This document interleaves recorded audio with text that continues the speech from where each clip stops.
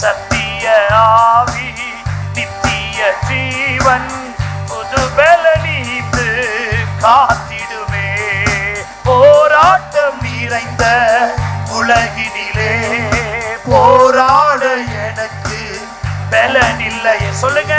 போராட்டம் நிறைந்த உலகினிலே போராட எனக்கு பலனில்லையே. சத்திய ஆவி சத்திய ஆவி நித்திய ஜீவன் புது பலனின்று காத்திடுமே. சத்திய ஆவி நித்திய ஜீவன் புது பலனின்று காத்திடுமே. அனுதினம் அனுதினம் அபிஷேகம் நீதினோ. ஆண்டவரே உம்மை அண்டி வந்தே அற்புதமாய் என்னை நிரப்பிடுமே. அனுதின அபிஷேகம் நீதினோ. ஆண்டவரே உம்மை அண்டி வந்தே அற்புதமாய் என்னை நிரப்பிடுமே. காரிருள் நிறைந்த உலகினிலே கடந்து முன்னேற வழியில்லையே. காரிருள் நிறைந்த உலகினிலே கடந்து முன்னேற வழியில்லையே. சத்திய சத்திய வெளிச்சம் நித்திய சூரியன் எங்கள் மேல் உதித்து நடத்திடுவே. சத்திய வெளிச்சம் நீதி சூரியன் எங்கள் மேல் உதித்து நடத்திடுமே. அனுதின அனுதின அபிஷேகம் ஆண்டவரே உம்மை அண்டி வந்தே அற்புதமாய் என்னை நிரப்பிடுமே. அனுதின அனுதின அபிஷேகம் ஆண்டவரே உம்மை அண்டி வந்தே அற்புதமாய் என்னை நிரப்பிடுவே. இது ஜி மைனர் இல்லையா? ஏ மைனர் கொடுங்க. சோத்திரிக்கிறோம். அப்படியே ஏ மைனர் கொடுங்க.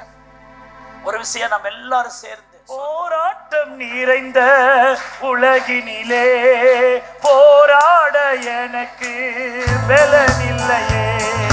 போராட்டம் நிறைந்த உலகினிலே போராட எனக்கு பலனில்லையே. சத்திய ஆவி நித்திய ஜீவன் புது பலனின்று காத்திடுவே. சத்திய ஆவி சத்திய ஆவி நித்திய ஜீவன் புது பலனின்று காத்திடு. அனுதின அபிஷேகம் அனுதின அபிஷேகம் நீந்தேனோ. ஆண்டவரே உம்மை அண்டி வந்தே அற்புதமாய் என்னை நிரப்பிடுவே. அனுதின அபிஷேகம் நீந்தேனோ. ஆண்டவரே உம்மை அண்டி வந்தே அற்புதமாய் என்னை நிரப்பிடுவே. அனுதின அபிஷேகம் அனுதின அபிஷேகம் நீந்தேனோ. ஆண்டவரே உம்மை அண்டி வந்தே அற்புதமாய் என்னை நிரப்பிடுவே. காரிருள் நிறைந்த உலகினிலே கடந்து முன்னேற வழியில்லையே. காரிருள் நிறைந்த உலகினிலே கடந்து முன்னேற வழியில்லையே. சத்திய வெளிச்சம் நீதியின் சூரியன் எங்கள் மேல் உதித்து நடத்திடுவே. சத்திய வெளிச்சம் நீதியின் சூரியன் எங்கள் மேல் உதித்து நடத்திடும். அனுதின அபிஷேகம் அனுதின அபிஷேகம் ஈடேனோ. ஆண்டவரே உம்மை அண்டி வந்தே அற்புதமாய் என்னை நிரப்பிடுவே. அனுதின அபிஷேகம் ஈடேனோ. ஆண்டவரே உம்மை அண்டி வந்தே அற்புதமாய் என்னை நிரப்பிடுவே. போராட்டம் நிறைந்த உலகினிலே போராட எனக்கு பலனில்லையே. போராட்டம் நிறைந்த உலகினிலே போராட எனக்கு பலனில்லையே. சத்திய ஆவி நித்திய நித்திய ஜீவன் புதுபல நீந்து காத்திடுமே. சத்திய ஆவி நித்திய ஜீவன் புதுபல நீந்து காத்திடுமே. சத்திய ஆவி நித்திய ஜீவன் புதுபல நீந்து காத்திடுமே. சத்திய ஆவி நித்திய ஜீவன் புதுபல நீந்து காத்திடுவே. இயேசுவின் நாமத்தில் ஜெபிக்கிறோம் நல்ல பிதாவே. ஹல்லேலூயா. மல்கியா 4:2 இப்படி சொல்லுகிறது, ஆனாலும் என் நாமத்துக்கு பயந்திருக்கிற உங்கள் மேல் நீதியின் சூரியன் உதிக்கும், அதன் செட்டையின் கீழ் ஆரோக்கியம் இருக்கும், நீங்கள் வெளியே புறப்பட்டு கொளுத்த கன்றுகளைப் போல வளர்வீர்கள் என்று சொல்லப்பட்ட வார்த்தையை இந்த வருஷத்தின் துவக்கத்திலிருந்து நாம் தியானிச்சுட்டு வரோம். நம்ம மேல நீதியின் சூரியன் உதிக்கும். இந்த சூரியன் உதிக்கும் போது நம்முடைய வாழ்க்கையை கர்த்தர் வெற்றியாய் முடிப்பார். அது வெற்றியாய் முடியும் வரை அந்த சூரிய பிரகாசம் உங்க மேல உதிச்சுக்கிட்டே இருக்கும் என்று அந்த அர்த்தத்துல தான் கர்த்தர் இந்த ஆண்டு நமக்கு கொடுத்து நம்மோடு பேசிட்டு வர்றார். அது யோசுவா நாட்களிலே சத்துருக்களுக்கு நீதியை சரிக்கட்டும் மட்டும் சூரியன் தீவிரிக்காமல் நடுவானிலே தரித்து நின்றது என்று நாம் யோசுவா 10, 12, 13 ஆகிய வசனங்களில் வாசித்தோம். அந்த நீதியின் சூரியன் நம் மேல உதிக்க வேண்டுமானால் நாம் தானியேலை போல ஜெபிக்கிறவர்களாய் இருக்க வேண்டும் என்கிற அர்த்தத்திலே நான் கர்த்தருடைய வார்த்தையை சொல்லிக்கொண்டே வருகிறேன். இந்த செய்தியை சோத்திரிக்கிறோம். புதிதாய் கேட்கிறவர்கள் இருப்பீர்களானால் நீங்கள் முந்தின செய்திகள் எல்லாம் கேட்டால் சோத்திரிக்கிறோம். இந்த தானியேலின் ஜெபத்தை இந்த நீதியின் சூரியன் உதிக்கும் என்கிறவைகளோடு இது எப்படி ஒப்பிடப்படுகிறது என்பதை நீங்கள் முந்தின செய்திகளை கேட்டால் உங்களுக்கு தெரியும். ஆகவே நான் மறுபடியும் அதனுடைய தலைப்புகளுக்குள் நான் போக விரும்பவில்லை. ஆகவே தானியேலுடைய வாழ்க்கையில ஒரு சூரியனுடைய அஸ்தமனத்தை பார்க்கிறோம். அதே தானியேலுடைய வாழ்க்கையில ஒரு சூரிய உதயத்தை பார்க்கிறோம். அஸ்தமனமான சூரியன் ஏன் உதயமாயிற்று என்றால் தானியேலுடைய ஜெபம் அதற்கு காரணமா இருந்தது. சோத்திரிக்கிறோம். ஆகவே நம்முடைய வாழ்க்கையிலும் தானியேலின் ஜெபம் இருக்கணும்னு சொல்லி நம்ம பார்த்துட்டு வரோம். போன வாரங்களில் தானியேலுடைய 4வது ஜெபத்தை பார்த்தோம். அவன் தினமும் ஜெபிக்கிறவன். அதைத்தான் இன்றைக்கு நாம் தொடர விரும்புகிற வேகமா நான் போறேன். தினமும் ஜெபிக்கிற அனுபவம் தேவை. என்னைக்கோ ஒரு நாள் ஜெபிக்கிற அனுபவம் அல்ல, தினமும் ஜெபிப்பது. தானியேல் 6:10 இப்படி சொல்லுகிறது. சோத்திரிக்கிறோம். தானியேலோ வென்றால் தினமும் ஜெபம் பண்ணி என்று பைபிள் சொல்லுகிறது. அப்ப அவனுடைய டெய்லி பிரேயர் தான் அவனுடைய வாழ்க்கையில சூரிய உதயத்தை கொடுத்தது. சிங்கக்கபிலிருந்து அவனை வெளியே கொண்டு வந்தது. அவன் காரியம் ஜெயமாய் மாறினதற்கு காரணம் அவனுடைய தினமும் அவன் செய்த ஜெபம். ஜெபிக்கிறது அல்ல, தினமும் ஜெபம். அதான் தானியேலுடைய ஜெபம். நம்முடைய வாழ்க்கையில தினம் நாம் ஜெபிக்க வேண்டும். நான் போன வாரம் சொன்னேன், ஏன் நான் தினமும் ஜெபிக்கணும்? 1 சாமுவேல் 23:14 இப்படி சொல்லுகிறது. தாவீது வனாந்தரத்தில் உள்ள அரணான ஸ்தலங்களிலே தங்கி சீப் என்னும் வனாந்தரத்தில் இருக்கிற ஒரு மலையிலே தரித்திருந்தான். சவுல் அனுதினமும் அவனை தேடியும் என்று பைபிள் இருக்கிறது. இங்கே சவுல் சத்துருவுக்கு அடையாளமாக, தாவீது தேவ பிள்ளைக்கு அடையாளமாக நாம் வைக்கிறோம். அப்ப சத்துருவாகிய சவுல் தேவனுடைய பிள்ளையாகிய தாவீத அவன் ஒரு நாள் தேடல, சோத்திருக்கிற ஒரு வார தேட தினமும் அவனை தேடினான். அவனை எப்படி ஆகினும் அவன் கண்டுபிடிக்கப்பட வேண்டும். அவனை தேடி கண்டுபிடித்து அவனை கொல்ல வேண்டும், அவனை அழிக்க வேண்டும், அவனை நிர்மூலமாக்க வேண்டும் என்கிற எண்ணத்தோட வாழ்நாள் எல்லாம் சோத்திருக்கிறோம் சத்துருவாகிய சவுல் தேவ பிள்ளையாகிய தாவீதை தேடிக்கொண்டே இருந்தான். அனுதினமும் தேடினான் என்று பைபிள் சொல்லுகிறது. ஆனால் அருமையானவர்களே, தானியேல் தினமும் ஜெபிக்கிற அனுபவம் உள்ளவனா இருந்ததுனாலே தேவன் அவனை அவன் கையில் என்ன செய்யல, ஒப்பு கொடுக்கல. சோத்திரம். தேவ பிள்ளையே, பிசாசு நம்மளை தினந்தோறும் தேடிக்கிட்டு தான் இருக்கிறான். உங்க குடும்பத்தை தினந்தோறும் அவன் தேடிக்கிட்டு தான் இருக்கிறான். உங்க பிள்ளைகளுடைய வாழ்க்கை அவன் தினந்தோறும் தேடிக்கிட்டு தான் இருக்கிறான். ஏதாகினும் ஒரு தீமையில உங்களை சிக்க வைக்கணும் அவன் வகை தேடுறான். ஆனா இன்னை வரைக்கும் அவன் கையில ஏன் நம்மளை கர்த்தர் ஒப்பு கொடுக்கலன்னா, நீங்க ஜெபிக்கிற ஆளா இருக்க போய்தான், அவரை நம்புற ஆளா இருக்க போய்தான் ஆண்டவர் பிசாசின் கையிலே நம்மை ஒப்பு கொடுக்காமல் நம்மளை கர்த்தர் நடத்திக்கிட்டே வரார். அல்லேலூயா. அப்ப பிசாசின் கையிலே, தேடுகிற பிசாசின் கையிலே நாம் ஒப்புக்கொடாமல் இருக்க வேண்டுமானால் நாம் யாரா இருக்க வேண்டும்? தினமும் ஜெபிக்கிறவர்களா இருக்க வேண்டும். எல்லாம் சொல்லுங்க, தினமும் ஜெபிக்கிறவர்களை பிசாசின் கையிலே தேவன் ஒப்பு கொடுக்க மாட்டார். தினமும் ஜெபிக்கிறவர்களை சத்துருவின் கையிலே ஒப்பு கொடுக்க மாட்டார். நீங்க பழைய ஏற்பாட்டில் பாருங்களேன், தேவ ஜனங்கள் தேவனை தேடாத போதெல்லாம் சத்துருவின் கைகளில் அவர்களை ஒப்பு கொடுத்தார் என்ற வார்த்தை நிறைய படிக்கலாம். பெலிஸ்தியர் கையில ஒப்பு கொடுத்தார், எமோரியன் கையில ஒப்பு கொடுத்தார், சோத்திரிக்கிற அமிலேக்கியர் கையில ஒப்பு கொடுத்தார். ஏன் ஒப்பு கொடுத்தார்? அவர்கள் தேவனை தேடாதனால ஒப்பு கொடுத்துட்டாரு அப்படிலாம் பைபிள் இருக்கு. ஆனா தேவன் என்னை சத்துருவின் கையில ஒப்பு கொடுக்காம இருக்கணும்னா நாம் தினமும் ஜெபிக்கிறவனா இருக்க வேண்டும். ஆமென்னு சொல்லுங்க. ஹல்லேலூயா. அருமையான தேவனுடைய பிள்ளைகளே, இந்த 40 நாள் ஜெபம் 40 நாள் தினமும் வரணும்னு சொல்லி சோத்திரிக்கிறோம். நாங்கள் அதுக்கு தான் சொல்றோம், சோத்திரிக்கிறோம். சும்மா ஒரு நாள் வாரத்துக்கு ஒரு முறை வந்துட்டு அப்புறம் 4 நாள் வராம சோத்திரிக்கிறோம். இப்படி விட்டு விட்டு வந்தீங்கன்னா சோத்திரம் ஆசீர்வாதம் வராது. சில இந்த நாட்டு வைத்தியம் பாருங்க, ஒரு மண்டலம் 40 நாள்னு சொல்லுவாங்க. அந்த 40 நாள் அந்த மருந்தை அவங்க சொல்ற டைம்ல எடுத்துக்கிட்டு வந்தா அந்த சுகம் கிடைக்கும்னு சொல்றாங்களா இல்லையா? சோத்திரிக்கிறோம். ஆனா அதுக்கு நீங்க குறைச்சி ஒரு நேரம் சாப்பிட்றது, 9 நேரம் விடுறது, அப்புறம் சாப்பிட்றதா இருந்தா நீங்க சாப்பிட்டு என்னப்படாது, புண்ணியப்படாது. சோத்திரிக்கிறோம். அதுபோல சோத்திரிக்கிறோம், என்னைக்கா ஒரு நாள் ஜெபிக்கிறவர்களுடைய ஜெபம் புண்ணியப்படாது. உங்க வாழ்க்கை ஆசீர்வாதமா இருக்குன்னா, நீதியின் சூரியன் உதிக்கணும்னா சோத்திர தினமும் ஜெபிக்கிறவர்களாக, தானியேலை போல தினமும் ஜெபிக்கிறவர்களா இருக்கணும். போன வாரம் அந்த தினமும் ஜெபிக்கிற அனுபவத்துல குறித்து அன்றன்றுள்ள ஜெபம் என்றும் விடியற்கால தோறும் என்றும் அந்தந்த நாளுக்கு என்றும் சோத்திரிக்கிறோம். நாம போன வாரம் பார்த்தோம்.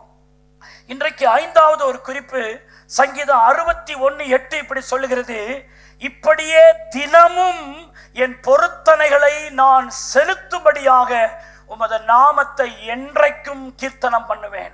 சோத்திரிக்கிறோம். 5வது குறிப்பு தினமும் பொருத்தனைகள். சோத்திரிக்கிறோம். ஆண்டவருடைய சமூகத்தில் தினமும் பொருத்தனைகள். என்னைக்கோ ஒரு நாள் பொருத்தனை அல்ல. இந்த பொருத்தனைக்கு ஜபத்திற்கு சம்பந்தம் இருக்கிறது. ஏனென்றால் பொருத்தனையை ஜபங்களில் தான் நாம் ஏறெடுக்கிறோம். சோத்திரிக்கிறோம். அன்னால் ஜபிக்கும் பொழுது ஆண்டவர்கிட்ட இந்த ஜபத்தில், ஆண்டவரை நீர் எனக்கு ஒரு ஆண் பிள்ளையை தருவீரானால் அவன் உயிரோடு கூட இருக்கிற சகல நாளும் நான் உமக்கு ஒப்பு கொடுப்பேன் என்று அவள் பொருத்தனை பண்ணி ஜெபித்தான் என்று பைபிள் சொல்கிறது. பொருத்தனை என்று என்ன நினைக்கிறாங்கன்னா, அது என்னைக்கோ ஒரு நாள் பண்ற பொருத்தனை நினைக்கிறாங்க. பொருத்தனை என்பது அனுதின பொருத்தனையா இருக்கணும். ஒவ்வொரு நாளும் பொருத்தனை பண்ணி ஜெபிக்கணும். உதாரணமாக நீங்க 1/2 மணி நேரம் ஜெபிக்கிற ஆளா இருக்கலாம். அப்போ ஒரு நாள் சோத்திரிக்கிறோம், நீங்க பண்றீங்க, ஜெபம் பண்றீங்க, ஆண்டவரே நான் அரை மணி நேரம் தான் ஜெபிக்கிறேன், இனி நான் நாளைய தினத்திலிருந்து இன்னும் ஒரு 1/2 மணி நேரம் இணைத்து நான் என்ன செய்ய போறேன், ஜெபிப்பேன் என்று நான் பொருத்தனை பண்றேன். ஆண்டவரே சோத்திரிக்கிறோம். நீங்க பைபிள் வாசிச்சுட்டு இருக்கீங்க, 2-3 அதிகாரங்கள் ஒரு நாள் வாசிக்கணும் வச்சுங்களேன். சோத்திரம். அன்னைக்கு ஒரு நாள் நீங்க சொல்லணும், ஆண்டவரே நான் 2-3 அதிகாரங்கள் தான் வாசிக்கிறேன், வரப்போற நாட்களிலே நான் 4 அதிகாரத்தை வாசிப்பேன்னு பொருத்தனை பண்றேன் அப்படின்னு பண்ண. அல்லேலூயா. இனிமே நான் யாரை குறித்து குறை சொல்ல மாட்டேன்னு பொருத்தனை பண்றேன். சோத்திரிக்கணும். நான் யார் மேலேயும் கோவப்பட்டு பேச மாட்டேன்னு பொருத்தனை பண்றேன் ஆண்டவரே அப்படின்னு எதெல்லாம் கர்த்தர் உங்களை உணர்த்துறாரோ அதை பொருத்தனையா பண்ணிடுறேன். ஆமென்னு சொல்லுங்க. இனிமே நான் அதை செய்ய மாட்டேன் ஆண்டவரே, நான் இப்படி வாழ்வேன் ஆண்டவரே. ஒவ்வொரு நாளும் கர்த்தர் என்ன சொல்றாரோ அதை ஒரு பொருத்தனையாவே பண்ணிடணும். அதுதான் பைபிள் சொல்லுது. தாவீது சொல்றான், இப்படியே தினமும் என் பொருத்தனைகளை நான் செலுத்துவேன். ஆமென்னு சொல்லுங்க. அருமையான தேவனுடைய பிள்ளைகளே, பொருத்தனை ஜபம் தான் உங்க வாழ்க்கையில அதிசயத்தை கொண்டு வரும். தெரியுங்களா?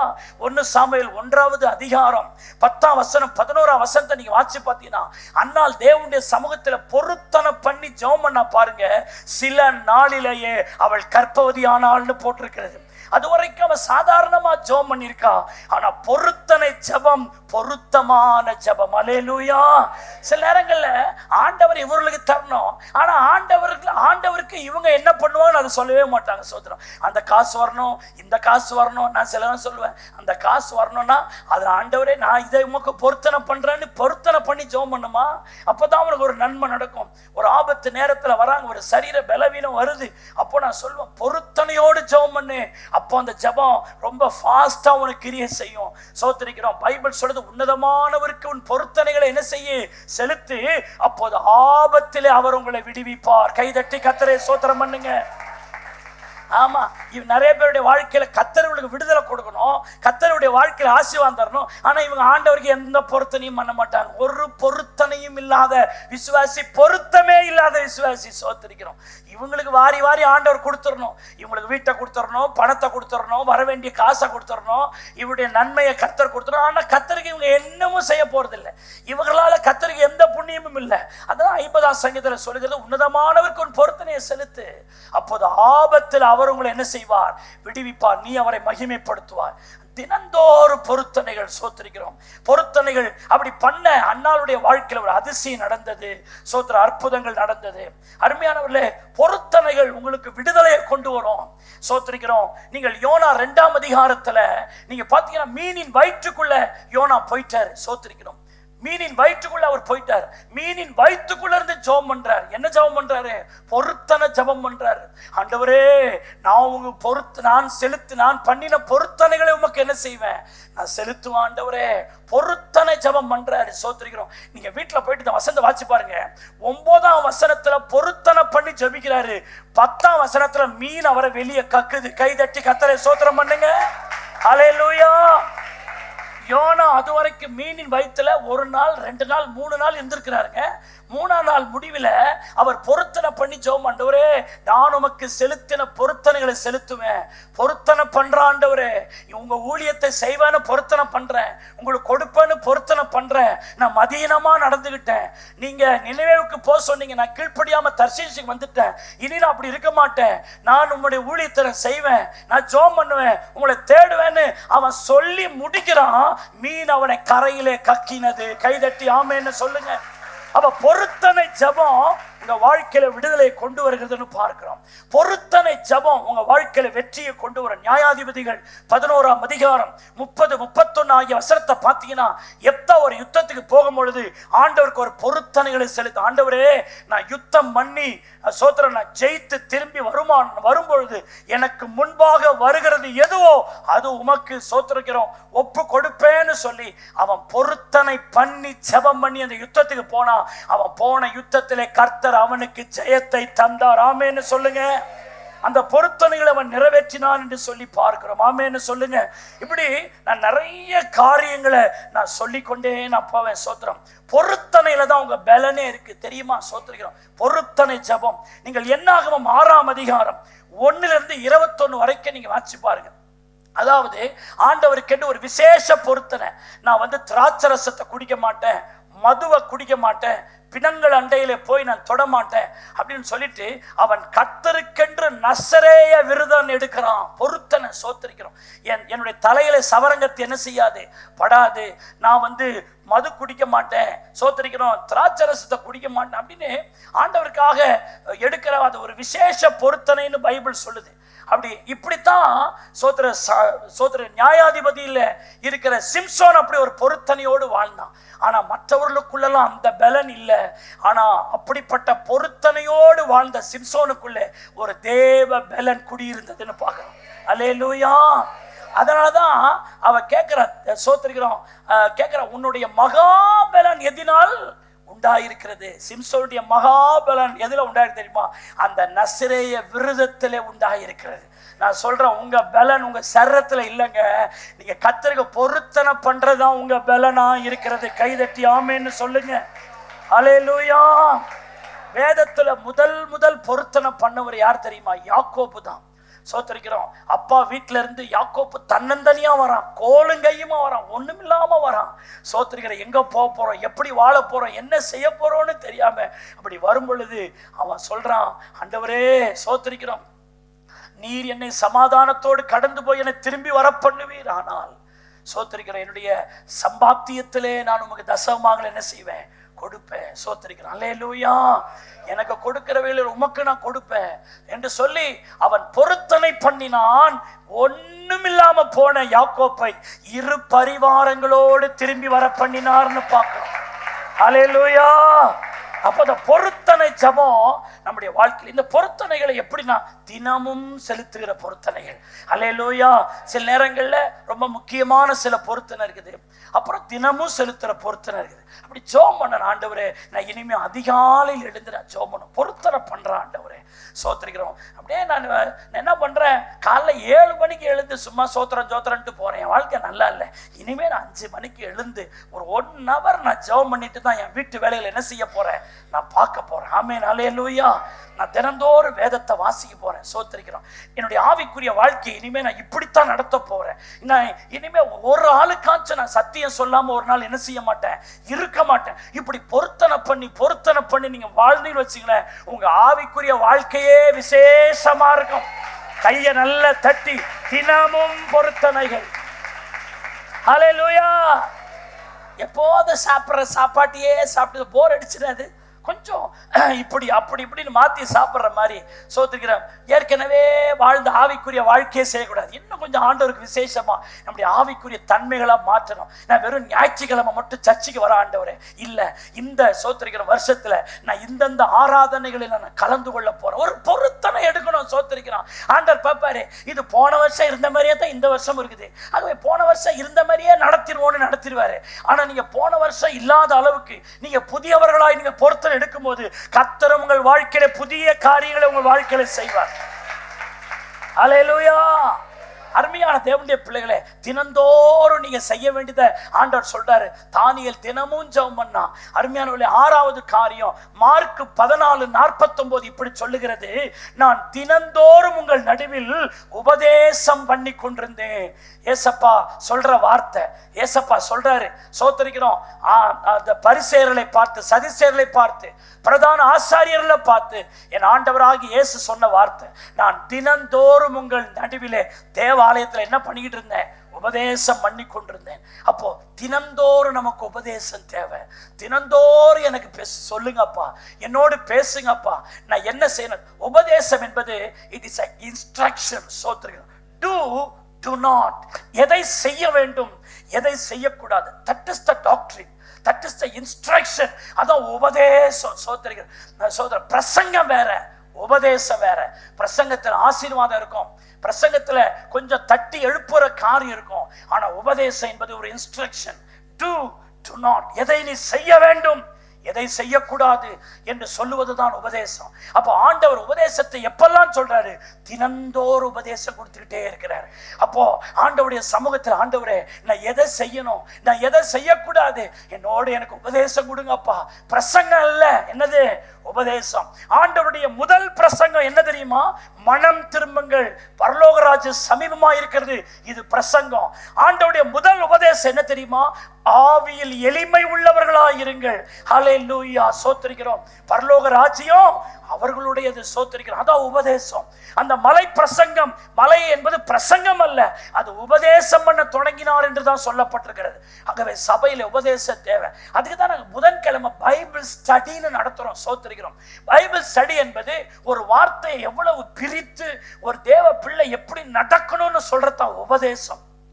இந்த உபதேசத்தை கேட்க நமக்கு விருப்பம் இருக்கணும். யோவான் 18:20 இயேசு சொல்லுகிறார், இயேசு அவனுக்கு பிரதியுத்தரமாக ஜெபாலயங்களிலேயும் தேவாலயங்களிலேயும் எப்பொழுது உபதேசித்தது. எப்பொழுது என்ற வார்த்தை ரொம்ப முக்கியம். சூத்திரம். அப்போஸ்தலர் 5:42 பாருங்க.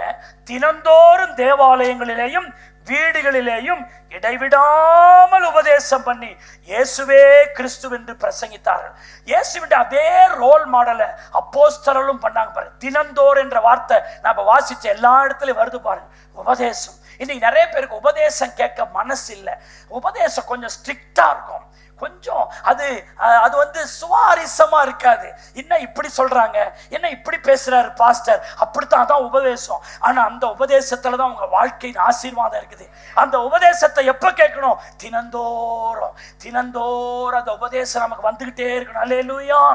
அப்போஸ்தலர் 20:20 சொல்லுகிறது, நான் வீடுகள் தோறும் உங்களுக்கு பிரசங்கித்து உபதேசம் பண்ணி. பிரசங்கித்து ஒரு கமா, உபதேசம் கமா. முதல்ல பிரசங்கம், அதுக்கப்புறம் தான் உபதேசம். ஒரு விசுவாசிய அல்லது ஒரு தனி மனிதனுக்கு முதல்ல பிரசங்கம் பண்ணி அவனை சபைக்கு கொண்டு வரோம். சபைக்கு வந்த ஆளுக்கு உபதேசம் கொடுக்கிறோம். ஆமென்னு சொல்லுங்க. அல்லேலூயா. எல்லாம் சொல்லுங்க. ஒரு விசுவாசிக்கு பிரசங்கம் மட்டும் போதாது, அந்த விசுவாசிக்கு உபதேசம் தேவை. அல்லேலூயா. அன்னைக்கு பேதுரு பிரசங்கம் பண்றார், பிரசங்கம் தான் பண்ணார் பேதுரு. அவர் பண்ண பிரசங்கத்துல சோத்திரம் 3000 பேரு ரட்சிக்கப்படுறாங்க. பிரசங்கத்துல ரட்சிக்கப்பட்டாங்க. பிரசங்கத்துல ரட்சிக்கப்படுறாங்க, ஆண்டவர்கிட்ட வரணும்னு எதிர்பார்க்கிறாங்க. அப்போ அந்த பிரசங்கத்தை கேட்டவங்க சொல்றாங்க, நாங்கள் என்ன செய்ய வேண்டும்? என்ன சொன்னாங்க? நாங்கள் எதை கேட்ட பிறகு அந்த வார்த்தை சொன்னாங்க? பிரசங்கத்தை கேட்ட பிறகு சொன்னாங்க, நாங்கள் என்ன செய்ய வேண்டும். அப்போதுதான் அவர்களுக்கு உபதேசத்தை கொடுக்கிறார் பேதுரு. சோத்திரிக்கிறோம். பாருங்க, ஒரு ஒரு ஒரு பெந்தேகோஸ்தே கிறிஸ்தவ ஜீவியத்துல நாங்க ஒரு அடிப்படை ஒரு 12 உபதேசத்தை பொறுத்துறோம். அதுக்குள்ள எல்லாம் அடங்குது. மனம் திரும்புதல். பாருங்க, ஒருத்தர் ரட்சிக்கப்படணும்னா அவனுடைய வாழ்க்கையில வர வேண்டிய உபதேசம் ஸ்டெப் பை ஸ்டெப். மனம் திரும்புதல். 2வது ஞானஸ்தானம் எடுத்தல். 3வது பரிசுத்தாவின் அபிஷேகம் பெறுதல். 4வது பிரித்தெடுக்கப்படும் வாழ்க்கை. சோத்திரிக்கிறோம். 5வது கர்த்தரின் திருவிருந்து. 6வது சபை கூடி வருதல். அடுத்தது கர்த்தருக்கு கொடுப்பது. சோத்திரிக்கிறோம். அப்புறம் பரிசுத்தமாகுதல். அப்புறம் சீஷனா இருப்பது. அப்புறம் சபையின் ஐக்கியத்தை காத்து கொள்வது. எப்படி ஜெபிப்பது, எப்படி வேதம் வாசிப்பது. 12வது காரியம் இயேசுவின் 2ஆம் வருகைக்கு ஆயத்தப்படுவது. இதெல்லாம் டாக்டரின்ஸ், இதெல்லாம் உபதேசம். இதெல்லாம் ஸ்ட்ராங்கா இருக்கிற ஒருத்தவன் தான் எந்த காலத்துல இடறி போக மாட்டா. கைதட்டி ஆமேன்னு சொல்லுங்க. ஹல்லேலூயா. அப்போ அது எல்லாத்தையும் ஒன்னா போடுங்க தம்பி. சோத்திரம். இது எல்லாமே நம்முடைய வாழ்க்கையில அந்த உபதேச காரியங்கள். சோத்திரம். அப்போ நீங்க இந்த ஒரு கத்தருக்குள்ள நடத்தும் பொழுது அவங்க வார்த்தை கேட்டு சபைக்குள்ள வந்துட்டாங்கன்னா அவங்கள ஸ்டெப் பை ஸ்டெப்பா இதுல நடத்தணும். அவங்கள மனம் திரும்புறத நடத்திட்டாங்களா, அதுக்கப்புறம் ஞானஸ்தானத்தை பத்தி அவங்க பேசிக்கிட்டே இருக்கணும். அப்புறம் அவங்களுக்கு விட்டுறக்கூடாது. பரிசுத்தாவின் அபிஷேகத்தை வழிநடத்த அவங்களுக்கு பேசணும். அதுக்கு பிறகு பிரித்தெடுக்கப்படும் வாழ்க்கை. சோத்திரம். நீ சபைக்கு வந்துட்டல்லமா, இனிமே அவங்க கூட இவங்க கூட ரொம்ப ரிலேஷன்ஷிப் என்ன செய்யக்கூடாது, வைக்கக்கூடாது. சோத்திரிக்கிற உலகத்தானோடு அதிகமா பேசினா கிருபை இழந்து பிரித்தெடுக்கப்படும். சோத்திர மாறுபடுகிற இந்த சந்ததியை விட்டு பிரித்து உங்களை ரட்சித்துக் கொள்ளுங்கள். அவ பிரித்தெடுக்கப்படும் வார்த்தை. அவ பிரித்தெடுக்கப்பட்ட வாழ்க்கை வந்தால் என்ன சொல்றா உங்களுக்கு? நீ கர்த்தருடைய திருவிருந்தெல்லாம் பங்கெடுக்கணும். அது ரொம்ப முக்கியம். கர்த்தருடைய வருகைக்கு ஆயத்தப்படுவதற்கு உன்னை ஆயத்தப்படுத்துகிற காரியம் அப்படின்னு அதை ஃபோக்கஸ் பண்ணணும். அப்புறம் சபை கூடி வருதல் என்ன செஞ்சிடக்கூடாது, விற்றக்கூடாது. அதெல்லாம் கரெக்டா இருக்கணும். சோத்திரிக்கிற அப்புறம் உன்னுடைய தசமம், உன்னுடைய வருமானங்களில் 10ல் 1 யாருக்கு கர்த்தர் கொடுக்கணும்? கர்த்தருக்கு கொடுக்கணும். கர்த்தர் கொடுப்பது என்பது உபதேசம் சார். சோத்திரிக்கிறோம். ஆண்டவர் சொன்னார், சோத்திரிக்கிறோம், நீ வானத்தின் பலகணிகளை திறந்து இடங்கொள்ளாமல் போக மட்டும் நான் உன்னை ஆஸ்வதிப்பன இல்லை என்று நீ அதனால என்ன செய்து சோதித்துப்பார். சோத்திரம். ஆண்டவர்கிட்ட பெறுவது மட்டுமல்ல, ஆண்டவருக்கு நாம் கொடுக்கிறவர்களா இருக்கணும். அது உபதேசம். அப்புறம் பரிசுத்தமாகுதல். பரிசுத்தமாய்க்கொண்டே இருக்கிறது. அது மாத்திரமல்ல, சீஷர்களாய் இருப்பது. சோத்திரிக்கிறோம். ஐக்கியத்தை காத்துக்கொள்வது. ஐக்கியம் தான் ரொம்ப முக்கியம். சோத்திரிக்கிறோம். ஒரு கட்டத்துல நான் வீட்டிலேயே ஜெபம் பண்ணிக்கிறேன்னு சில ஆட்கள்லாம் ஏன் வரான அந்த உபதேசத்துல ஸ்ட்ராங் இல்ல. சோத்திரிக்கிறோம். அப்புறம் ஜெபம் பண்ணுவது, வேதம் வாசிப்பது, இது நம்முடைய வாழ்க்கையின் மிக முக்கியம். நம்முடைய நோக்கம் எல்லாம் இயேசு வருவார், அந்த வருகையில நாம் போயிடணும். இந்த 12 இதுல ஸ்ட்ராங்கா ஒரு விசுவாசி இருக்கணும். ஆமேன்னு சொல்லுங்க. சும்மா காட்டியும் கடனுக்காக ஏதோ சில தேவைகளுக்காக சபைக்கு வந்துட்டு போறது இல்லை. இந்த உபதேசத்துல ஸ்ட்ராங்கா இருக்கணும். இந்த உபதேசத்தை ஆண்டவர் சொன்னார். யோவான் 8:31 சொன்னார், நீங்கள் என் உபதேசத்தில் நிலைத்திருந்தால் மெய்யாகவே என் சீஷராயிருப்பீர்கள். என் பிரசங்கத்தில் நிலைத்திருந்தால்னு சொல்ல என்னதுங்க, என்னுடைய உபதேசத்தில் நிலைத்திருந்தால் தான் நீ மெய்யான சீஷனா இருக்க முடியும். நிறைய பேர் ஆள் பார்த்தா விசுவாசியா இருப்பாங்க, ஆனா அது மெய்யான விசுவாசியா இருக்காது. சின்ன சின்ன பிரச்சனைகளா அது அப்ஸ்காண்ட் ஆயிடும். சோத்தரிக்கிறோம். 2 யோவான் 1:9 சொல்லுகிறது, கிறிஸ்துவின் உபதேசத்தில் நிலைத்திராமல் மீறி நடக்கிற எவனும் தேவனை உடையவன் அல்ல. சில ஆள்லாம் மீறி நடப்பான், உபதேசத்திலே இருக்க மாட்டான். சோத்திரம். உபதேசத்தை தாண்டி நடக்க பார்ப்பான். சோத்திரிக்கிறோம். அல்லேலூயா. சில நேரம் இந்த உபதேசத்தை குழப்பத்தை தான் நீ நிறைய பேர் உண்டு பண்றான். பரிசுத்தாவின் அபிஷேகம் தேவையில்லை, கர்த்தருக்கு கொடுக்கறதுலாம் தேவையில்லை. எத்தனை பேரை சொல்லி கெடுத்து கீரை வழியாக்குறாங்க தெரியுமா? சோத்திரிக்கிறோம். அருமையான தேவனுடைய பிள்ளைகளே, இன்னைக்கு புதிய புதிய உபதேசம் என்ற பேர்ல வந்து சபையில நல்ல நிலைத்திருக்கிறவரை கெட்டு போக பண்றாங்க. பாருங்க, அப்போஸ்தலர் 13ஆம் அதிகாரம் வீட்டுல போயிட்டு 7 வசனம் 12 இந்த வசனங்களை வீட்டுல போய் பாருங்க. அங்கே சொர்க்கி பவுல் என்கிற ஒரு அதிபதி பர்னபாவையும் பவுலையும் அழைத்து அவரிடத்தில் வசனம் கேட்க ஆசையா இருந்தார் அந்த சொர்க்கி பவுல். அவன் ஒரு அதிபதி. அவனுக்கு திடீர்னு வசனத்தின் மேல ஒரு விருப்பம் வருது. நீங்க பர்னபா பார்த்தீங்கன்னா, it is a Bible scholar. Barnabas Bible scholar, வேதாகமங்களில் வல்லவர் என்று பர்னபாவை சொல்லப்பட்டிருக்கிறது. அந்த பர்னபாவையும் சோதரிக்கிற பவுலையும் கூப்பிட்டு எனக்கு வசனம் சொல்லி கொடுங்களேன் அப்படின்னு அந்த அதிபதி கேட்கிறார். அப்படி வசனம் அவர்களுக்கு சொல்றான். உபதேசத்தை சொல்லிட்டு இருக்கும் போது சோதரிக்கிற பைபிள் சொல்லுகிறது, அங்கே இடையில எலிமா என்கிற ஒரு மனிதன், அவன் யூதன். சோதரிக்கிறோம், அவன் என்ன பண்றான், இந்த உபதேசத்தை சோதரிக்கிறோம் சொர்க்கி பவுலுக்கு பர்னபாவும் சோதரிக்கிறோம் பவுல் கொடுத்துக்கிட்டு இருக்கும் போது இவன் இடை மறித்து, அது கிடையாது, அது இது இல்லை, அது அது இல்லைன்னு உள்ள மடக்கி மடக்கி பேசிக்கிட்டே இருக்கிறான். பவுலுக்கு ஆரம்பத்தில் தெரியல என்னடா, ஏன்னா அந்த எலிமா என்கிறவன் அவன் ஒரு விசுவாசின்ற பேர்ல இருக்கிறான். ஆரம்பத்தில் பவுல் அவனுக்கு மேல சந்தேகம் வரல, நம்ம இவனுக்கு வசனம் சொல்லிக்கிட்டு இருக்கிறோம், இவன் ஏன் கிராஸ் டாக் பண்ணிக்கிட்டே இருக்கிறான், மறித்து மறித்து பேசிட்டு இருக்கிறான். பவுலுக்கு தெரியல. சோத்திரிக்கிறோம். அப்புறம் ஒரு கட்டத்துல ஆவியில் நிறைந்தவனை உற்று பார்க்கிறான். உற்று பார்த்தா இவன் சாதாரண விசுவாசி அல்ல, பிசாசின் ஸ்தானாதிபதியாய் இந்த வசனத்தை கேட்டவன் நிலைத்து விடக்கூடாதபடிக்கு அவன் விசுவாசத்தை விட்டு திருப்புகிறதுக்காக இந்த வேலையை பண்றான்னு பவுல் கண்டுபிடித்து, சோத்திரிக்கிறோம், பிசாசின் மகனே, பொல்லாங்குக்கெல்லாம் சோத்திரிக்கிறோம் காரணமா இருக்கிறவனே, சோத்திரிக்கிறோம், இயேசுவின் நாமத்துல நிர்மூலமாக்குகிறேன் அப்படின்னு இடையூறு பண்ணுகிறவனை கடிந்து கொண்டான். பைபிள் சொல்லுகிறது, இந்த சம்பவங்கள் எல்லாம் பார்த்த அதிபதி சோத்திரிக்கிறோம் கிறிஸ்துவின் உபதேசத்தினால் ஆச்சரியப்பட்டு அவன் விசுவாசத்துக்குள் வந்தான் என்று பைபிள் சொல்லுகிறது.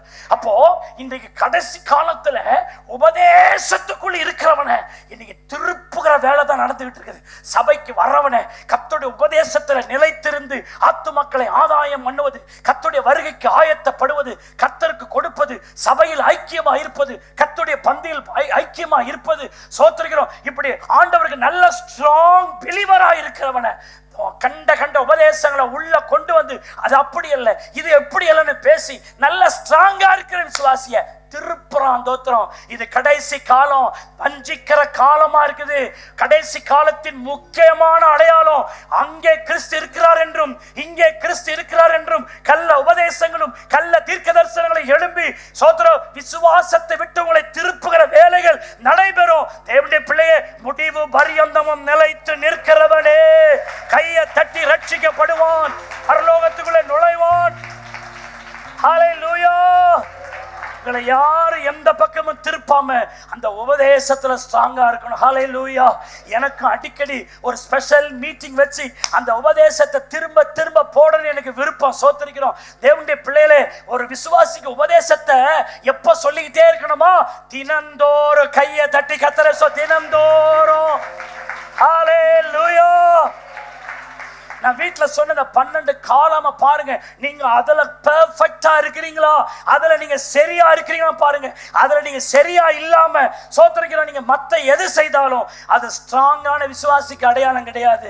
சோத்திரிக்கிறோம். அருமையான தினந்தோறும் ஏசாயா 58 வசனம் 2 இப்படி சொல்லுகிறது, அவர்கள் நாடோறும் என்னை தேடி என் வழிகளை அறிய விரும்புகிறார்கள். வாரம் ஒரு முறை தேடுறதில்லை, மாசம் ஒரு முறை தேடுறதில்லை, வருஷம் ஒரு முறை தேடுறதில்லை, நாடோறும் என்னை தேடி. அப்படியானால் சோதர 7வது குறிப்பு, நாடோறும் தேடுவது. ஒவ்வொரு நாள் இயேசுவை தேடணுங்க. ஒவ்வொரு நாள், each and every day seek the Lord. ஆண்டவரை நீ தேடு. வாலிப தம்பி, வாலிப தங்கச்சி, என்னைக்கோ ஒரு நாள் தேடுறதல்ல, தினந்தோறும் இயேசப்பாவை தேடு. பைபிள் சொல்லுகிறது, அவரை தேடுகிறவருடைய உள்ளம் வாழும். அவரை தேடுகிறவர்களுக்கு ஒரு நன்மையும் குறைவுபடாது. ஹல்லேலூயா. அவரை தேடுகிறவர்களை கர்த்தர் காரியங்களை வாய்க்க பண்ணுகிறார். மனுஷனையோ ஊரையோ தேடுதல்ல, முதலாவது தேவனுடைய ராஜ்யத்தையும் அவருடைய நீதியும் தேடுங்கள், அப்போது இவைகள் எல்லாம் உங்களுக்கு கூட கொடுக்கப்படும் சொன்னார். நீ தேவனை தினந்தோறும் தேட வேண்டும். வேகமாக சோத்திரிக்கிற 8வது பாயிண்ட், அப்போஸ்தலர் 2:46-47 தினந்தோறும் செய்ய வேண்டிய காரியம், அவர்கள் ஒருமனப்பட்டவர்களாய் தேவ ஆலயத்திலே அனுதினமும் தரித்திருந்து தேவனை துதித்து ஜனங்கள் எல்லாரிடத்துல என்ன பெற்றிருந்தாங்க? தயவு பெற்றிருந்தாங்க. அப்ப சபைக்கு எப்ப வரலாம்? எப்பெல்லாம் வரலாம்?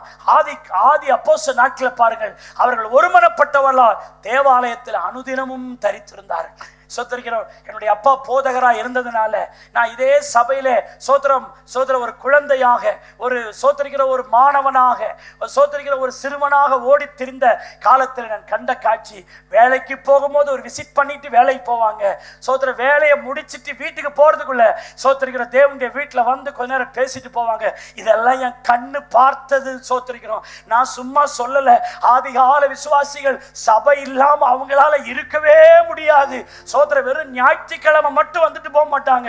போகும்போது சர்ச்சுக்கு வேலைக்கு போகும்போது ஒரு பிரசண்ட கொடுத்துட்டு மறுபடியும் வரும்பொழுது ஒரு பிரசண்ட கொடுத்துட்டு போவாங்களே, அந்த காலம் திரும்பி வருவதாக. சபையின் மேல் ஒரு விருப்பம் வருவதாக. சபையின் மேல் ஒரு தாகம் வருவதாக. ஏன் தெரியுமா? இந்த சபை என்பது நித்திய ஜீவதாசியுடைய இடம் கிடையாதுங்க. இது சர்வ ராஜாவின் மாளிகை. இது கர்த்தருடைய வீடு. இது சர்வ பூமியின் மகிழ்ச்சி. இந்த சபைக்கு கர்த்தர் தலையா இருக்கிறார். ஹல்லேலூயா. சபையை ஒருத்தவர் இரண்டாம் பட்சம் வைக்கிறவன் எப்போதும் முதல் ஆளா நீ வர முடியாது.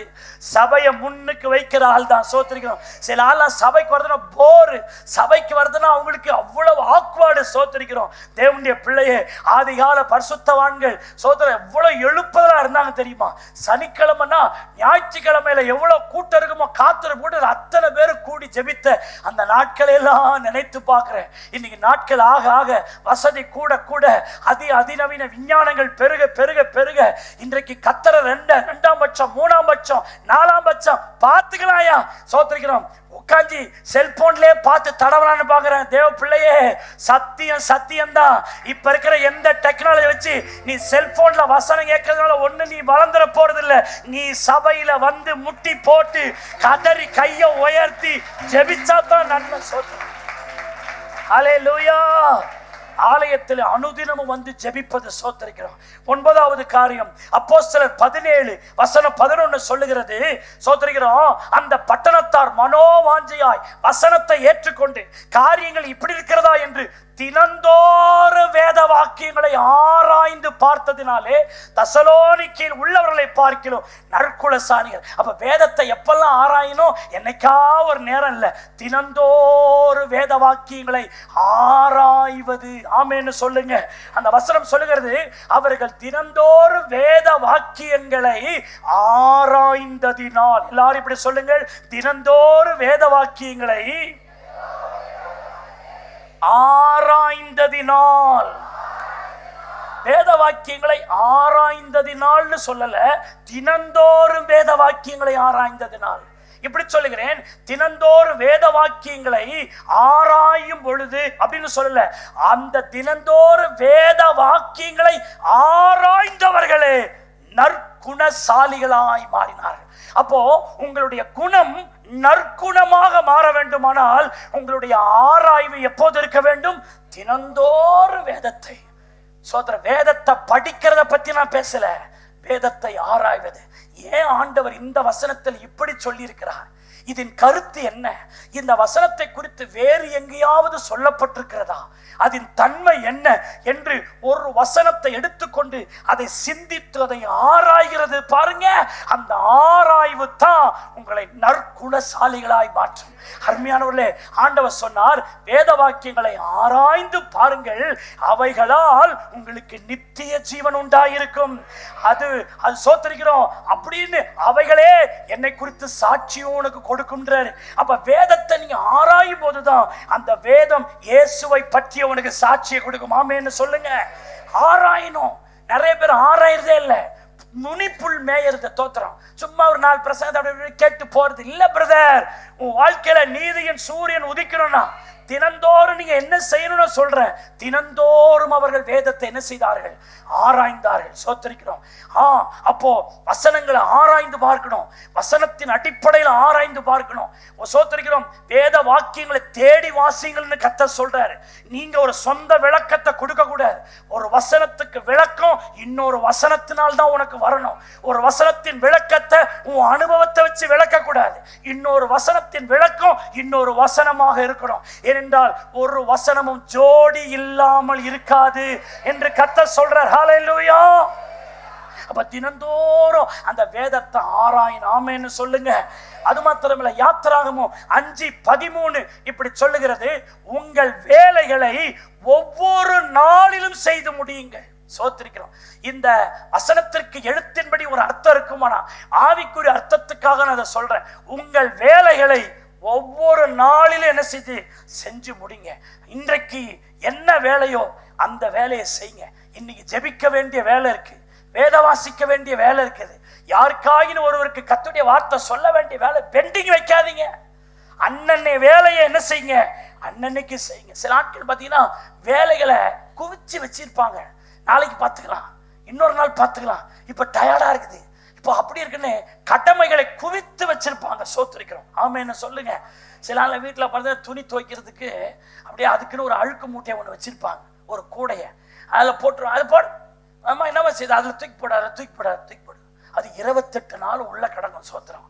அப்புறம் ஒரு நாள் திறப்பாங்க, 4 நாள் ஆயிற்றே நாருமேன்ற மாதிரி வீடே நாரும். 4 நாளைக்கே நாருமே, 28 நாளைக்கு எப்படி நாரும் யோசிச்சு பாருங்க. சில வீட்டிலலாம் துணியை ஊற வச்சிருப்பான், அதை 10 நாள் கண்டுக்கவே மாட்டான்.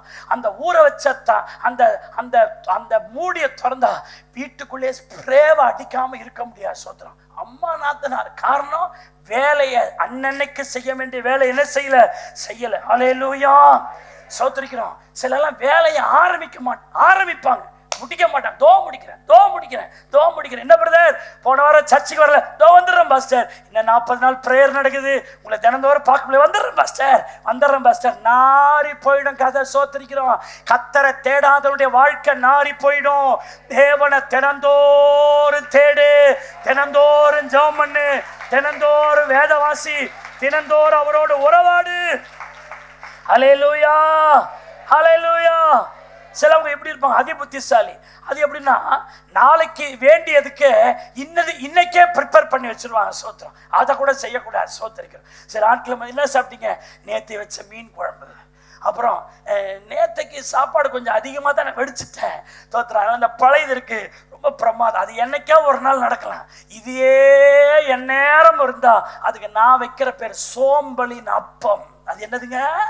ஏன்னா அடுத்த நாள் செய்யறதுக்கு சோம்பேறித்தனம் பட்டுக்கிட்டு முந்தா நாளே செஞ்சு அதை சுட வச்சு தின்றது. சோத்திரிக்கிறோம். அப்ப யாராவது நேத்தை வச்ச மீன் குழம்பு அப்படின்னா நீங்க சொல்லணும், அது சோம்பலின் அப்பந்தான் அப்படின்னு சொல்லணும். அல்லேலூயா. என்னைக்கா ஒரு நாள் செட் ஆனது. இப்போ வெயில் காலமா, அதனால கஞ்சி வேணும், அதனால நேத்தே வச்சுட்டு நீ தூங்க வேண்டியதுதான். தோத்திரிக்கிறோம். அது எப்படி பாருங்க. சோத்திரம். அல்லேலூயா. அப்படி பாருங்க. சோத்திரிக்கிறோம். நாளைக்கு செய்யலான்னு அன்னைக்கு கடத்தக்கூடாது.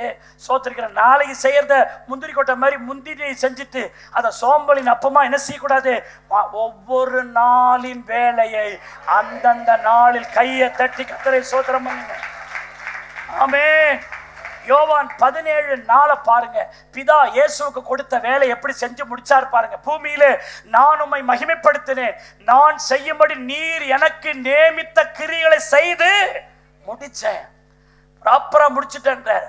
இயேசு கிறிஸ்து பவுலுக்கு கொடுத்த அந்த வேலையை அவர் முடிச்சு சொல்றாரு. 2 தீமோத்தேயு 4:7 சொல்றாரு, நல்ல போராட்டத்தை போராடினேன், ஓட்டத்தை முடித்தேன், விசுவாசத்தை காத்து கொண்டேன் என்று சொல்ற வேலையை முடிக்கிறார் பாருங்க. சோத்திரிக்கிறார். அல்லேலூயா.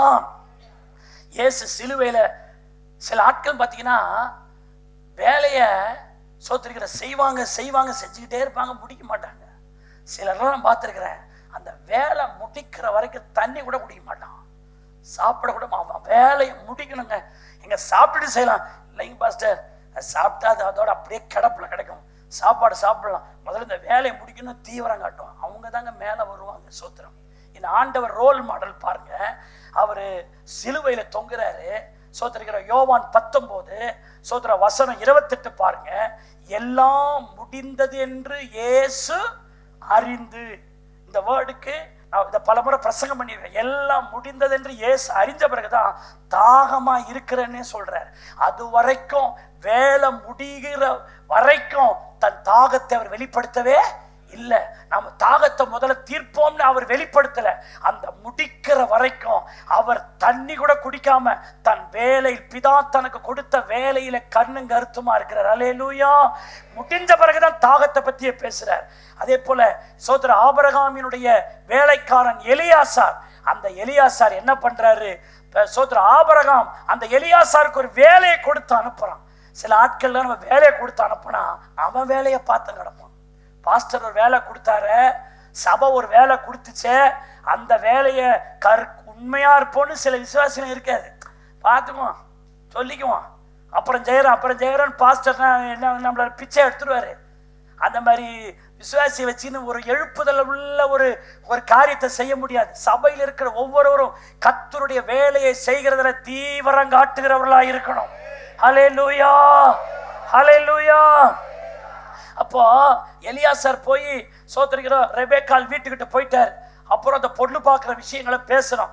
அப்போ அந்த வீட்டார் சொல்றாங்க, முதல்ல சாப்பிடுங்க அப்புறம் பேசுவோம். அதுக்கு எலியாசார் சொல்றாரு, ஆதியாகமம் 24:33 அவர் சொல்றாரு, நான் வந்த காரியம் சொல்லும் முன்னே என்ன செய்ய மாட்டேன். எனக்கு வேலை முக்கியம், எஜமான் கொடுத்த வேலை முக்கியம். நான் அடிக்கடி சொல்லுவேன், நம்மளா தானே சொல்லுவோம், சாப்பிட்டுக்குன்னே பேசலாம், பேசிக்கினே சாப்பிடலாம். தோத்திருக்கிறோம். அல்லேலூயா. குடிச்சுக்கினே பேசலாம், சாப்பிட்டுக்கினே குடிக்கலான்னு. ஆனா அந்த வேலையை அவன் கடைசி வரைக்கும் செஞ்சு முடிக்கவே மாட்டான். எலியாசார் பாருங்க, நான் வந்த காரியம் சொல்லும் முன்னே என்ன செய்ய மாட்டேன். முன்னாடி எல்லாம் வகை இருக்குதுங்க, அறுசுவை உணவு முன்னாடி இருக்குது. எலியாசார் சொல்றார், நான் என்ன காரியத்துக்காக வந்தனோ அதை சொல்லும் முன்னே இதுல கையை என்ன செய்ய மாட்டேன். அதற்கு லாபானும் பெத்துவேல சொல்றாங்க, சொல்லுங்க அப்படின்னா. அவன் ஒரு பெரிய லிஸ்டா சொல்றான். அது எவ்வளவு மணி நேரம் ஆச்சுன்னு சொல்ல, அதுக்கு பல வசனங்கள் வருது. சோதரிக்கிறோம். அதுக்கு சொன்ன பிறகுதான் அவன் புசித்தான் என்று பைபிள் சொல்லுகிறது. தேவனுடைய பிள்ளைகளே, இந்த கடைசி நாட்கள்ல நாம செய்ய வேண்டிய காரியம், நான் வந்த காரியம் நடக்கும் முன்னே என்ன செய்ய மாட்டேன், புசிக்க மாட்டேன். அப்போஸ்தலர் 17 சோதரிக்கிறோம் 17 பாருங்க. அதுல இன்னொரு காரியத்தை கூட பாருங்க. இயேசு 6 நாளில் தன் வேலையை முடிச்சு 7ஆம் நாள் என்ன செய்திருந்தாங்க. இந்த விசுவாசிக்கு நான் சொல்றேன், திங்கக்கிழமையில இருந்து சனிக்கிழமை வரைக்கும் உன் வேலையை தானே செய்யற. செஞ்சுட்டு சனிக்கிழமை செஞ்சுட்டு அந்த கர்த்தருடைய நாளுக்கு எந்த டென்ஷன் இல்லாம சர்ச்சுக்கு வரணும். முன்னாடி எல்லாம் பண்ணணும். கர்த்தருடைய நாளுக்காக என்னென்ன வேலையை செய்ய முடியுமோ செஞ்சு, எந்த விதமான டென்ஷன் இல்லாம, எந்த விதமான அரபரப்பு இல்லாம சபையில வந்து கர்த்தரை மனதார நீ துதிக்கணும். ஆமேன்னு சொல்லுங்க. இந்த ஞாயிற்றுக்கிழமை ஆராதனைக்காக முந்தின நாளை எல்லா வேலை என்ன செஞ்சிடணும், முடிச்சிட்டு சோத்திருக்கிறோம். விடுதலையா வந்து அந்த நாள் முழுவதையும் இயேசுவுக்கே கொடுக்கணும். கைதட்டி கர்த்தரை சோத்திரம் பண்ணுங்க. ஆமென், ஹல்லேலூயா. அப்போஸ்தலர் 17 நான் வேகமா சொல்றேன். அதுல எனக்கு ரொம்ப பிடிச்ச வார்த்தை சோத்திருக்கிறோம். பவுலை குறித்து சொல்லுது, ஜபாலயத்தில் யூதரோடும் பக்தி உள்ளவர்களோடும் சந்தை வெளியில் எதிர்பட்டவர்களோடும் தினந்தோறும் சம்பாஷணை பண்ணினான். இயேசுவின் சுவிசேஷத்தை வேலையை அவன் தினந்தோறும் செய்தான். எங்கெங்கெல்லாம் செஞ்சான், அவன்கிட்ட யாரெல்லாம் எதிரில் வராங்களோ அவனோடு பேசுகிறான், இயேசுவை பற்றி பேசுகிறான். சந்தை வெளியில் இயேசுவை பற்றி பேசுகிறான். பக்தி உள்ளவர்களோடு இயேசுவை பற்றி பேசுகிறான். யூதரோடு இயேசுவை பற்றி பேசுகிறான். ஆலயத்திலே இயேசுவை பற்றி பேசுகிறான். தினந்தோறும் இயேசுவை குறித்த சுவிசேஷத்தை தினந்தோறும் காஸ்பல அவன் பார்க்கிற எல்லாருக்கும் சொல்றான். தேவனுடைய பிள்ளையே, உன் வீட்டுக்கு தயிர்காரமா வருதே, பால்காரன் வரானே, மீன்காரங்க வராங்களே, அவங்களுக்கு இயேசுவை பறித்து நம்ம சம்போஷனம் பண்றோமா? சோத்திருக்கிறோம். என்னுடைய தாயாரை பார்த்துற ஒரு ஆலயம் விடாது. சோத்திருக்கிறோம். எல்லா ஆலயம் ஒரு டீயை கொடுத்துருவாங்க. எங்க அம்மா தோத்திரம், அது உட்காந்துரும். எவனும் டீ கொடுக்க மாட்டான். ஒரு மீன் காய்ச்சி யார் டீ கொடுப்பாங்க? மீனை வித்துட்டு அம்மான் போவோம், உட்கார் ஒரு டீயை சாப்பிட்றோம். அது சோத்திரம் அன்பா வாங்கி குடிக்கும். குடிச்சிட்டு இருக்கும் போதே இயேசுவை பத்தி சொல்லுவாங்க. சோத்திரம் மீன் எக்ஸ்ட்ராவும் கொடுத்துட்டும் போவாங்க. சோத்திரம் கருவட்டுக்காரமாக ஒரு டீ. சோத்திருக்கிறோம். அப்புறம் அதுக்கு இயேசு பத்தி சொல்றது. அப்படித்தான் ஒரு அம்மா ரெட்டிசாவில இருந்து மலாட்டை வித்துக்கிட்டு வந்துச்சு. சோத்திருக்கிறோம். அதுக்கு ஒரு டீயை கொடுத்து சத்தியம் சொல்லி அந்த அம்மா தான் ரெட்டிசாவடி அம்மா. சபையில அது சாகர வரைக்கும் நல்ல விசுவாசியாவே இருந்தது. கைதட்டி கர்த்தரை சோத்திரம் பண்ணுங்க. வீட்டுக்கு வர்ற போகிற எல்லா இடங்களிலும் தேவனை குறித்து என்ன பண்ணுவது, சம்பாஷணை பண்ணுவது. சிலர்லாம் இயேசுவின் பிள்ளைனே நிறைய பேருக்கு தெரியல. சோத்திருக்கிறோம். காரணம் என்னன்னா, சோத்திருக்கிற ஆண்டவரை பத்தி யார்த்தையும் என்ன செய்யறது இல்ல, சொல்றது இல்ல. தேவனுடைய பிள்ளைகளே, தினந்தோறும் சில ஆட்கள் பாருங்க, அங்க சம்பாஷணம் பண்றதுன்னு உட்காந்து வெட்டி கதை பேசிக்கிட்டு, தேவையில்லாத கதை பேசிக்கிட்டு, சோதர தமாஷா சிரிச்சு பேசலாங்க.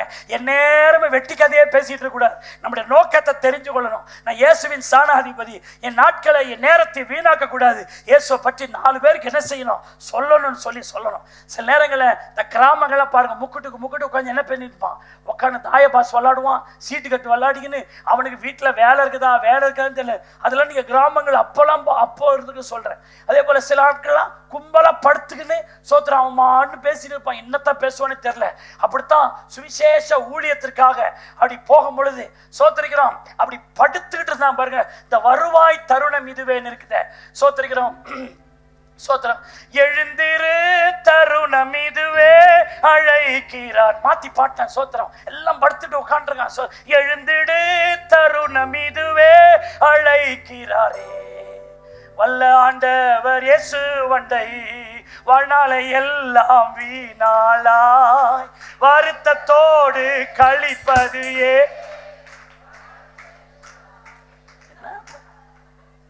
என்ன ரிதம்ல பாரு, என்ன சோத்திரம் பாருங்க. இதே மாதிரி ஆளை வச்சுக்கினா குடும்பம் எப்படி நடத்துவேன் அவனோட தோத்திரம். அல்லேலூயா. எழுந்திரு தருணம் இதுவே அழைக்கிறாரே இயேசு உன்னை வாழ்நாளை எல்லாம் வீணாளாய் வருத்தத்தோடு கழிப்பது வந்தவர் பாதம் சரணடைந்தார் வாழ்வித்து உன்னை சேர்த்துக் கொள்வார். வந்தவர் பாதம் சரணடைந்தார் வாழ்வித்து உன்னை சேர்த்துக் கொள்வார். அவன் எழுந்திடு தருணம் எழுந்திருந்தான். எவன் நாங்க பாடுறோமா, அந்த பாட்டை அவனுக்கு பிடிச்சி போச்சு. அவனே என்ன பண்ண, அந்த இடத்த அந்த சந்தை வெளியே அல்லாத ஐயா வாங்க பாட்டு ரொம்ப அருமையா இருக்குதுன்ட்டு அவனே துண்டெல்லாம் உதிரி தள்ளி சோத்திரிக்கிறான். அவன் இடத்த பண்ணி கொடுத்தான். அங்க ஒரு நல்ல ஒரு காஸ்பிள சொன்ன நல்லா ஞாபகம் இருக்கு. சோத்திரிக்கிறோம். அங்க சொல்லிட்டு அந்த இடத்த விட்டு வரும்போது ஒருத்தர் சொல்றாரு, ஐயா இந்த ஊருக்கு மாடு திருடுற ஊடுன்னு பேரியாண்டாரு. சோத்திரிக்கிறான். அல்லேலூயா. எந்த ஊர்ல சுவிசேஷம் அறிவிச்சிருக்கிறோம், மாடு திருடுற ஊராம். அந்த ஊரே அந்த மாடை திருடுறதுல ரொம்ப எக்ஸ்பெக்டான ஊடா. சோத்திரிக்கிறோம். அந்த ஊர்ல அன்னைக்கு கர்த்தருடைய வார்த்தையை சொல்லி பிரசங்கம் பண்ணிட்டு வந்தோம். அதுக்கப்புறம் திருட்டுனானா திருடலையானே தெரியல, ஆனா சொல்லிட்டு வந்துட்டோம். சோத்திரம். ஆகாரத்தின் மேல் தண்ணீர் மேல் உள்ள ஆகாரத்தை போடு, மிகுந்த நாளுக்கு பிறகு அதன் பலன் உண்டு. அல்லேலூயா. இந்த எம்பிஎஸ் சபை கால் வைக்காத கிராமமே கிடையாதுங்க. சோத்திரிக்கிறோம். இப்ப இருக்கிற ஊழியம்லாம் ஊழியம் இல்ல. அப்போ சோத்திரிக்கிறோம். இந்த பக்கம் பாத்தீங்கன்னா இங்க இருந்து அப்படியே சோத்திரம் அந்த ஜிக்மர்ல இருந்து அப்படியே திண்டிவனம் வரைக்கும் உள்ள அத்தனை சோத்திரிக்கிறோம். இடையில இருக்கிற அத்தனை கிராமம். இந்த பக்கம் சோத்திரிக்கிறோம். இங்க இருந்து இந்த கடலூர் போகிற வழியில இருக்கிற கிராமம், இங்க இருந்து விழுப்புரம் போகும்போது இருக்கிற கிராமம். கால் வைக்காத ஊரே கிடையாது. சோத்திரிக்கிறோம். ஆனா அங்க ஒரு சபைகள் அப்பெல்லாம் கிடையாது. ஆனா எங்கெங்கெல்லாம் எம்பிஎஸ் சபை கால் வைத்து ஊழியம் செய்ததோ அங்கெல்லாம் சபை கைதட்டி கர்த்தரை ஸ்தோத்திரம். பார்க்கிறவர்களெல்லாம் சொல்லுங்கயா, இயேசுவை பத்தி என்ன செய்யுங்க சொல்லுங்க. அதுக்குத்தான் கர்த்தர் நம்மளை வச்சிருக்கிறார். நாம என்ன சொல்லுங்க ஸ்தோத்திரிக்கிறோம். சங்கீதம் 42:10 இதோட நான் முடிக்கிறேன். உன் தேவன் எங்கே என்று சத்துருக்கள் நாள்தோறும் என்னோடு சொல்லி ஒரு கேள்வி கேட்கிறாங்க. நாள்தோறும் தாவீதை பார்த்து கேட்கிறாங்க. என்ன கேட்கிறாங்க? உன் தேவன் எங்கே? இன்னைக்கு நம்மளை பார்த்து இந்தியா அப்படிதான் கேட்குது. உன் தேவன் எங்கே? ஆண்டவர் ஆண்டவர் சொல்ல, எங்கே அவரு, எங்க ஆண்டவரே அப்படின்னு கேட்கிற இந்தியாவுக்கு நாம் தேவ வல்லமையை வெளிப்படுத்த வேண்டும். என் தேவன் இதோ இருக்கிறார், என் தேவன் அங்கே இருக்கிறார் என்று நாம் இயேசுவை இந்த பாண்டிச்சேரிக்கு காண்பிக்கிறவர்களாக கையை தட்டி நம்முடைய தெருவிலே இயேசுவை காண்பிக்கிறவர்களாக, தமிழ்நாட்டிலே இயேசுவை காண்பிக்கிறவர்களாக, இயேசு இயேசுன்னு சொல்லிய where is your God, தேவன் எங்கே என்று கேட்கிற ஜனங்களுக்கு இயேசு இதோ இருக்கிறார் என்று சொல்லுகிற ஆளாக நாம் மாறணும். எல்லாரும் வேகமா எழுந்திருக்கலாம். சோத்திரிக்கிறோம். ஆகவே இந்த நாள்ல ஆண்டவருடைய சமூகத்துல மைக் வச்சுங்க. சோத்திரிக்கிறோம். ரத்த கோட்டைக்குள்ள ஆண்டவருடைய கிருபைக்குள்ள கொடுங்க. சோத்திரிக்கிறோம். ஹல்லேலூயா, ஹல்லேலூயா.